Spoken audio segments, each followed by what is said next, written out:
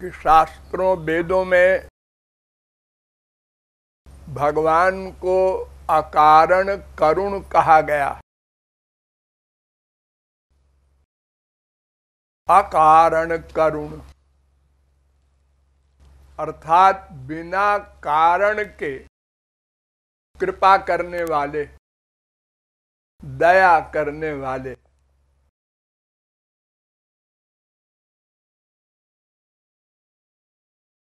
लेकिन ये बात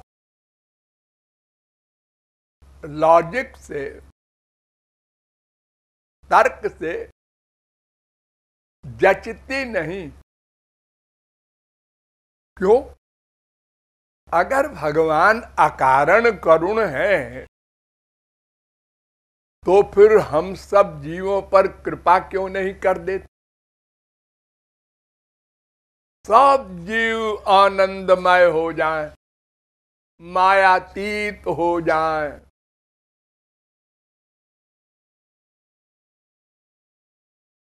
ये वेदों से लेकर रामायण तक सभी ग्रंथों में साधना बताई जाती है। जीवों के लिए उपदेश दिए जाते हैं, ऐसा करो, ऐसा करो, तो भगवान करुणा करेंगे, कृपा करेंगे। फिर अकारण करुण कहाँ रहे? फिर तो बिजनेसमैन हो गए भगवान भी। हमने कुछ किया तो भगवान ने कृपा किया। ये तो ऐसी बात हो गई जैसे कोई दुकानदार अपना दुकान कपड़े की खोले है, हमने रुपया दिया, उसने कपड़ा दिया। ये तो लेन देन है। अकारण कृपा तो उसे कहते हैं हम कुछ ना करें और वो कपड़ा दे दे, कृपा कर दे। ऐसी कृपा तो भगवान ने कभी की नहीं। अन्यथा भगवान में एक गुण है। वेद कहता है अपहत पापमा बिजरो विमृत्युर विशोको बिजघत्सो पिपासा सत्य कामा सत्य संकल्प। छांदोग्योपनिषद 8वें प्रपाठक के पहले खंड का 5वां मंत्र। और ये छांदोग्योपनिषद में 8वें प्रपाठक के 7वें खंड का पहला मंत्र भी है। ये 2 बार आया है मंत्र। इसका अर्थ है कि भगवान में 8 गुण हैं अलौकिक। उसमें एक गुण का नाम है सत्य संकल्प, यानी जो सोचा हो गया, करना वरना नहीं है। बस सोचा संसार बन जाओ, बन गया। संसार का प्रलय हो जा, सोचा और हो गया। जैसे हम लोग सोचते हैं, फिर प्रैक्टिकल वर्क करते हैं, फिर भी सफलता मिले न मिले, डाउट। और भगवान ये सब कुछ नहीं, बस सोचा और हो गया। और कोई चीज भगवान से असंभव भी नहीं। अपाणिपादो जवनो गृहीता पश्यत्य चक्षु शृणोत्यकर्ण। श्वेताक्षरोपनिषद वेद कहता है 3 अध्याय का 19वां मंत्र। ये मंत्र कहता है भगवान बिना हाथ के पकड़ लेते हैं, बिना पैर के दौड़ लेते हैं, बिना आंख के सब कुछ देखते हैं, बिना कान के सुन लेते हैं, और कान से देख लेते हैं,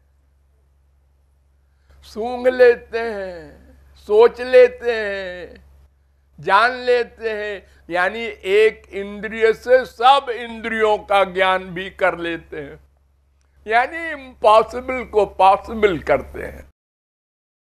सर्व समर्थ भगवान। तो फिर क्या बात है, एक संकल्प कर लो, अनंत कोटि ब्रह्मांड के समस्त जीव माया से उत्तीर्ण होकर आनंदमय हो जाए, बस हम लोगों का काम बन जाए। 84 लाख की चक्की पीस रहे हैं हम लोग, छुट्टी मिले। पर ऐसा आज तक हुआ नहीं। और कुछ जीव आनंदमय हो गए, ये भी इतिहास कहता है। ये ब्रह्मा है, शंकर है, विष्णु है, नारद है, सनकादिक, जनकादिक, शुकादिक, व्यासादिक, शंकराचार्यादिक, तुलसी, सूर, मीरा, कबीर, नानक, तुकाराम, तमाम संत आनंदमय हो गए। क्यों हो गए? अगर अकारण कृपा करते तो उन पर किया तो हम पर भी करते। कहते हैं नहीं नहीं, उन लोगों ने साधना की तब कृपा किया, और हम लोगों ने साधना नहीं की, सरेंडर नहीं किया, भक्ति नहीं किया। तो ये सरेंडर और भक्ति की शर्त जो लगा दिया, तो ये अकारण कैसे हुआ? ये प्रश्न है। हाँ, बात ठीक है, लेकिन गलत है। क्या मतलब? मतलब ये कि भक्ति से कृपा नहीं होती।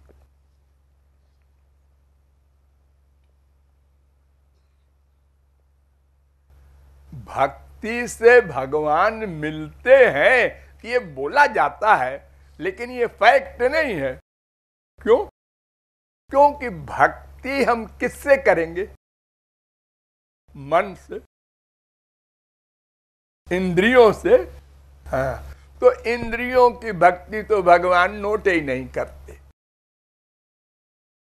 अर्जुन करोड़ों मर्डर करता है, भगवान नोट नहीं करते। क्यों? उसका मन भगवान के पास है। तो मन का जो कर्म है वो भगवान नोट करते हैं। ठीक है, मन का कर्म नोट करते हैं। मन से भक्ति करे कोई तो भगवान कृपा करते हैं, यही तो हुआ। नहीं नहीं नहीं, मन से भक्ति करने से क्या होता है ये समझिए। मन से भक्ति करने से मन का मैल धुलता है, मन निर्मल होता है, निर्गुण होता है, यानी शुद्ध होता है। जो संसार का अटैचमेंट है वो चला जाता है, बस। यानी मन का बर्तन खाली हो गया, उसमें कूड़ा कचरा जो था, माँ बाप, बेटा, स्त्री, पति, धन, प्रतिष्ठा, ये सब वासनाएं ये खत्म हो गई। वो बिल्कुल नॉर्मल हो गया मन, क्लीन कहते हैं उसको। बस भक्ति ने इतना किया। अब इसके आगे भगवान का दर्शन वगैरह ये नहीं कर सकती भक्ति, क्योंकि भक्ति जिससे करते हैं वो मन माइक है। ध्यान दो, मन माइक है, माया का बना हुआ है, और भगवान दिव्य है। तो माइक मन से दिव्य भगवान का ग्रहण नहीं हो सकता। माइक आंख से दिव्य भगवान को हम नहीं देख सकते। हमारे बगल में बैठे हों और हम देख रहे हैं, हाँ, है तो हमारी तरह, और वो भगवान बैठे हैं, जाकी रही भावना जैसी, प्रभु मूर्ति देखी तिन तैसी। दिव्य भगवान को देखने के लिए दिव्य नेत्र चाहिए, दिव्य कान चाहिए, दिव्य नासिका चाहिए, दिव्य रसना चाहिए, दिव्य त्वचा चाहिए, दिव्य मन चाहिए, दिव्य बुद्धि चाहिए। वो हमारे पास नहीं है, भक्ति से भी नहीं आएगी। वो शुद्ध हो गया मन, बस इससे न भगवान मिलेंगे न भगवान की कोई दिव्य वस्तु मिलेगी। शुद्ध किए बैठे रहो।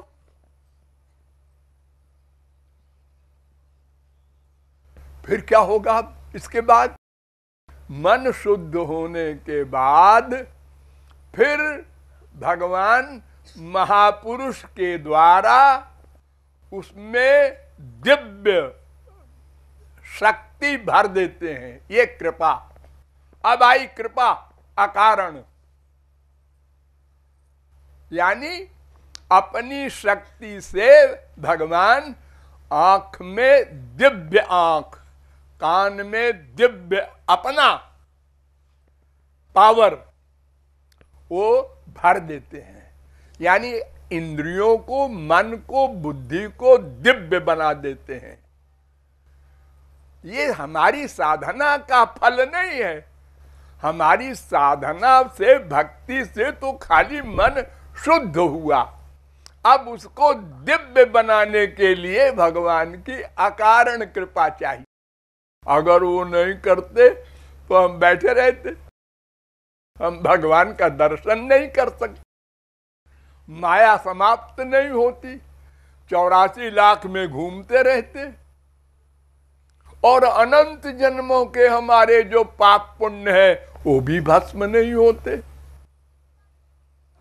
तो अकारण कृपा से भगवान हमारी इंद्रिय मन बुद्धि को दिव्य बना देते हैं। तब हम भगवान का दर्शन करते हैं। ये जो बड़े बड़े संत हुए, इन्होंने तब देखा भगवान को, उनसे बात की, उनका स्पर्श किया, उनको अपना बेटा बनाया, बाप बनाया, सखा बनाया, उनको घोड़ा बनाया सखाओं ने।